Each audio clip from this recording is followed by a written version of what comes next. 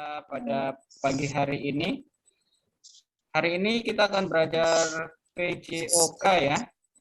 Pak Guru akan share materi pelajarannya. Nanti bisa di ini kita akan belajar tentang perkembangan tubuh remaja. Ini materi pelajaran PJOK kelas 7.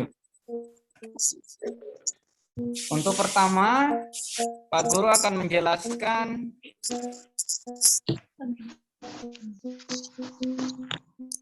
apa sih itu perkembangan dan pertumbuhan. Nah, ini tidak ada nanti di materi yang akan Pak Guru share, jadi perlu kalian tulis. Ya, Pak Guru akan menjelaskan apa sih itu perbedaan dari pertumbuhan dan perkembangan. Di kehidupan sehari-hari kan kalian banyak mendengar.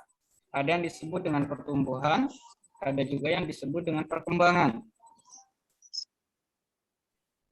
Apa sih pertumbuhan? Pertumbuhan itu adalah proses bertambahnya tinggi volume dan berat badan seseorang. Nah, itu yang dimaksud dengan pertumbuhan. Ya, paham ya? Ada pertambahan, bertambahnya tinggi volume dan berat badan seseorang. Itu yang dimaksud dengan pertumbuhan. Lalu ada perkembangan. Perkembangan adalah proses bertambahnya kedewasaan seseorang. Ya, bertambah dewasa. Bertambahnya kecakapan. Ya, kecakapan itu bahasa sininya apa ya? Kepandaian. Misalkan dari kita bayi yang belum bisa jalan, setelah berumur setahun atau setahun setengah kita bisa jalan, itu namanya perkembangan. Lalu nanti begitu 2 atau 3 tahun sudah bisa berlari. Proses dari tidak bisa berjalan terus bisa berjalan sampai dengan bisa berlari itu disebut dengan perkembangan. Cara kita merawat diri sendiri. Apa sih usaha kesehatan pribadi itu? Usaha kesehatan pribadi itu adalah upaya dari seseorang untuk memelihara dan mempertinggi derajat kesehatannya sendiri. Apalagi sekarang ya, di tengah pandemi kayak gini kita harus pandai, kita harus pinter-pinter untuk menjaga kesehatan diri kita. Berikut adalah cara memelihara kesehatan pribadi. Yang pertama adalah memelihara kebersihan diri. Bagaimana cara memelihara kebersihan diri? Pak. Ya, Pak, bisa. Oke. Yang pertama, bagaimana cara memelihara badan kita? Tentunya kita mandi, menggosok gigi, cuci tangan. Ya. Di tengah pandemi sekarang apalagi sangat dianjurkan untuk mencuci tangan, apalagi setelah beraktivitas dari luar ya. Dan jangan lupa gunakan masker kalian. Nah, seperti Hamid dan Bima Raja ini harusnya pakai masker karena mereka berdua di situ. Ya, Pak. Nah, oke, terima kasih. Yang kedua adalah bagaimana cara memelihara pakaian kita. Tentunya pakaian yang kita pakai itu dicuci. Kemudian perlu disetrika juga. Kalau nggak disetrika, selain kusut, tentunya bakteri yang lengket pada proses penjemuran itu akan masih ada pada baju kita. Lalu tentunya kita juga memelihara rumah sebagai lingkungan tempat tinggal kita. Bagaimana caranya merawat rumah? Tentunya disapu, sampahnya dibuang, ya, lalu air limbahnya dibuang pada tempatnya. Benar. Iya, Pak. Oke, kita lanjut ke cara yang kedua untuk meningkatkan derajat kesehatan kita, yaitu makan makanan yang sehat. Ya. Yang sehat di sini bukan harus mahal ya, tapi tercukupi. Karbohidratnya ada, proteinnya ada, ya. Yang kalian pelajari dari SD itu 4 sehat 5 sempurna. Ya, ada nasi, ada sayur, ada daging, kalau nggak bisa daging ya tahu, tempe, kacang-kacangan, dan tentunya juga terakhir untuk membuatnya sempurna itu ada susu. Kalau sekarang susu itu sudah lebih gampang didapatkan, jadi bukan barang mahal lagi kalau susu ya. Lalu yang ketiga adalah hidup teratur. Makan yang teratur, kalau sudah waktunya makan silahkan makan. Walaupun kalian sebenarnya belum lapar, tapi kalau sudah waktunya makan silahkan makan. Yang penting untuk mengisi perut kalian, untuk mengisi lambung kalian supaya ada yang dicerna oleh asam lambung kalian. Tidur juga harus tepat waktu. Apalagi malam ya. Jangan dibiasakan begadang. Bekerja juga harus ada waktunya. Dan beristirahat tentunya yang teratur. Oke. Dan yang kedua, di dalam hidup yang teratur ini kita juga dianjurkan untuk berekreasi atau menikmati hiburan pada waktunya. Ya.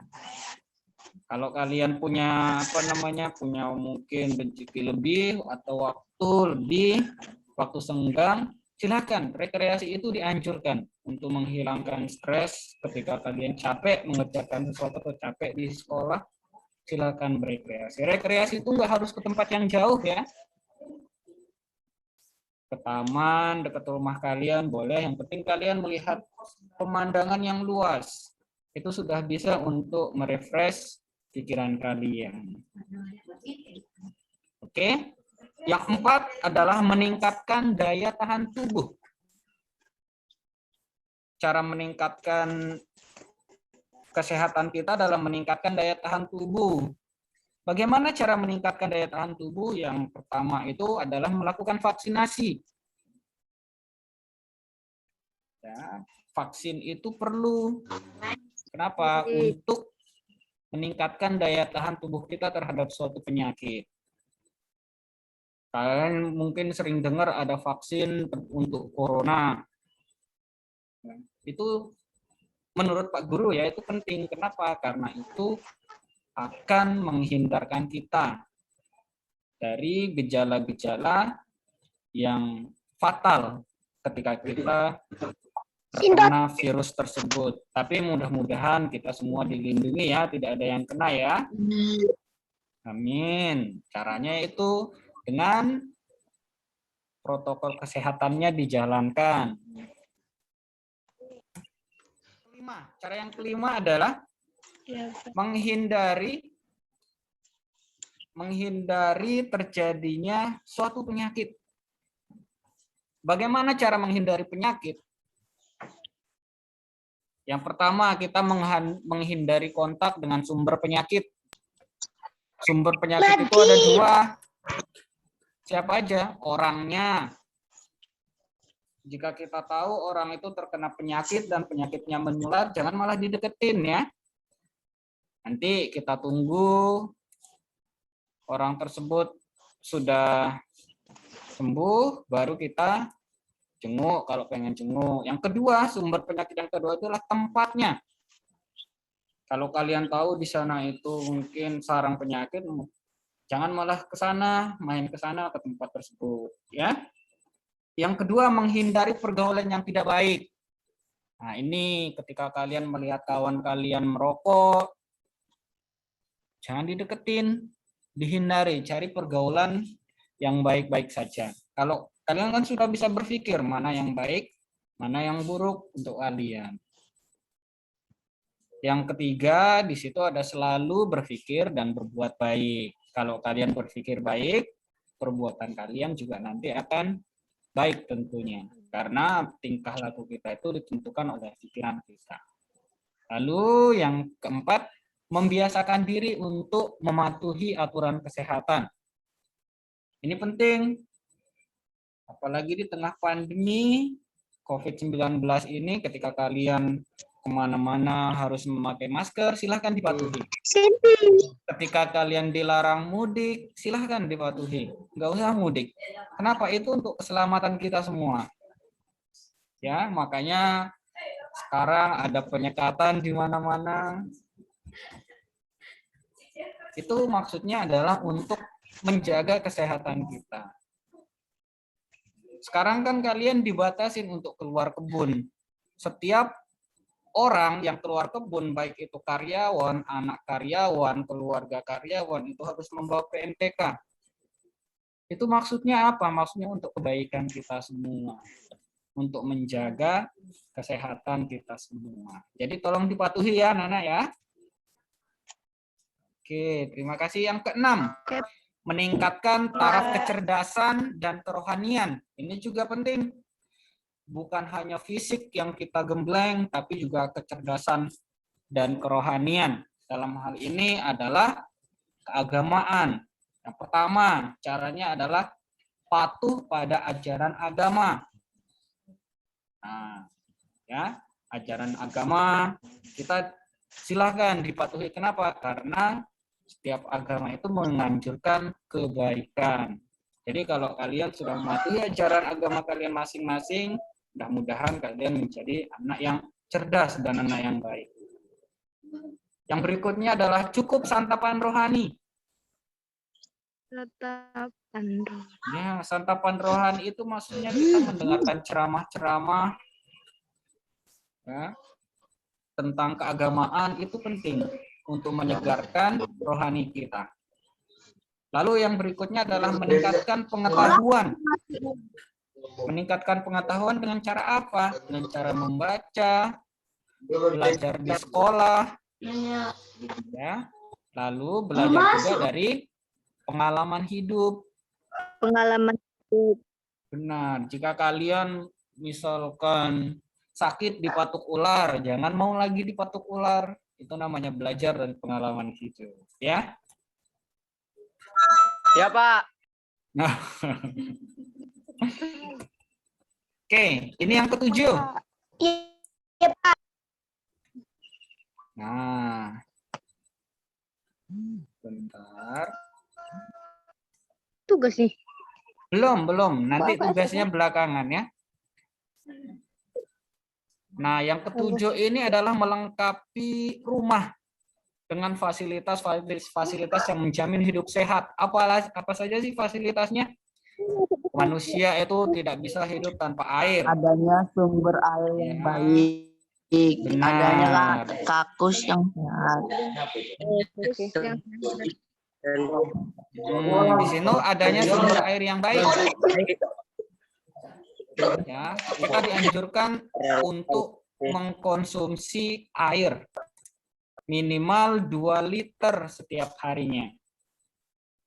Tentunya airnya harus yang baik, yang sehat. Lalu yang kedua adanya kakus yang sehat. Tahu kakus? Tahu kakus tidak? Nggak tahu, Pak. Kakus itu ya kalau kita di sini kamar mandi lah, toilet, Pak. ya. Itu dibantu orang tuanya untuk menjaga.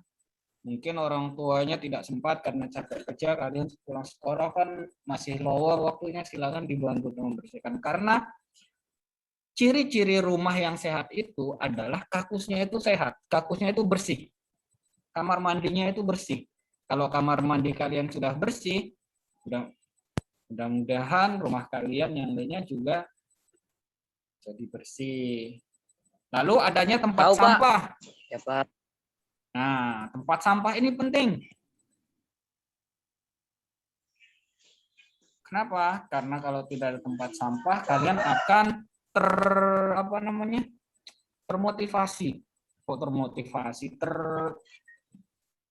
tersugesti untuk membuang sampah sembarangan.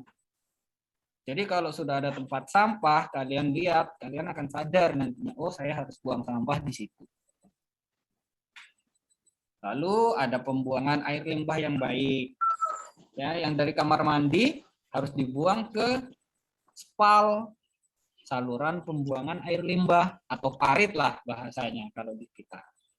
Lalu adanya persiapan peralatan P3K. Ayo, ada yang tahu P3K itu apa?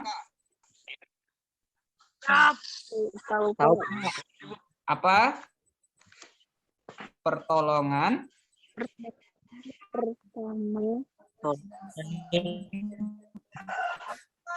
pertama pertama pada kecelakaan. pada Nah, kecelakaan. benar, itu silahkan disiapkan di rumah. Kita tidak mau celaka, tapi ketika kita misalkan buka, kita sudah tahu mencarinya di mana. Oke, dan yang kedelapan itu ada pemeriksaan kesehatan. Nah, ini pemeriksaan kesehatan itu sebaiknya dilakukan secara periodik walaupun merasa sehat. Kalian mungkin yang orang tuanya karyawan pernah mendengar kalau orang tua kalian itu medical check up. Benar? Itu dilakukan 2 kali setahun di perusahaan. Satu kali dalam 2 tahun. Itu dalam rangka untuk menjaga kesehatan karyawan yang dilakukan oleh perusahaan, ya. Dan tentunya yang kedua adalah memeriksakan diri ketika kalian merasa sakit. Ketika kalian kurang enak badan, silahkan diperiksakan. Kenapa? Supaya cepat teratasi. Jangan didiamkan. Oke? Ini tugasnya. Tugasnya terkait yang Pak Guru jelaskan tadi. Ada 8 tugas. Semuanya sudah ada pada materi tadi yang Pak Guru sampaikan. Ya, nanti bisa dipelajari lagi, lalu tugasnya dikerjakan. Pak Guru akan bagikan nanti melalui grup kelas ya. Nanti kalian silakan salin di buku. Nggak perlu disalin di buku semuanya. Materinya nggak perlu disalin di buku, cukup kalian simpan di HP juga sudah cukup. Nanti tugasnya yang kalian salin di buku. Bisa semuanya? Bisa, Pak. Pak.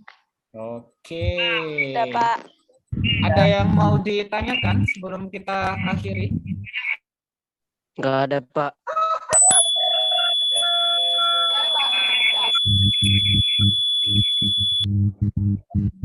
Oke. Kalau tidak ada, Pak Guru stop sharing ya. Nah, di sini waktu kita hanya tersisa tinggal 9 menit lagi. Jadi, kalau ada yang mau ditanyakan silahkan boleh. Atau ada yang mau menyapa kawan-kawannya terlebih dahulu, silahkan. Nadib, Desmi ini sudah menghidupkan audio nih. Ada yang mau ditanyakan, Desmi? Enggak, Pak. Oke. Oke, untuk tugasnya nanti ditunggu dari wali kelasnya masing-masing ya. Kalau tidak ada yang perlu ditanyakan, Pak Guru akhiri. Terima kasih atas perhatiannya dan kehadirannya pada pagi hari ini. Tetap semangat, tetap jaga kesehatan, ya. Tetap patuhi protokol kesehatan dengan menggunakan masker ketika kalian keluar rumah. Tapi harapannya jangan terlalu jauh keluar rumahnya. Seperti tadi, kita menghindari sumber penyakit. Sumber penyakit, ada orang yang terkena penyakit, dan yang kedua itu ada tempatnya, tempat penyakit tersebut. Oke? Ya, Pak. Oke, kalau sudah tidak ada yang ditanyakan, kita bertemu lagi di pertemuan selanjutnya. Terima kasih, Pak Guru akhiri. Assalamualaikum warahmatullahi wabarakatuh. Waalaikumsalam warahmatullahi wabarakatuh. Dadah semuanya. Waalaikumsalam warahmatullahi wabarakatuh. Pak.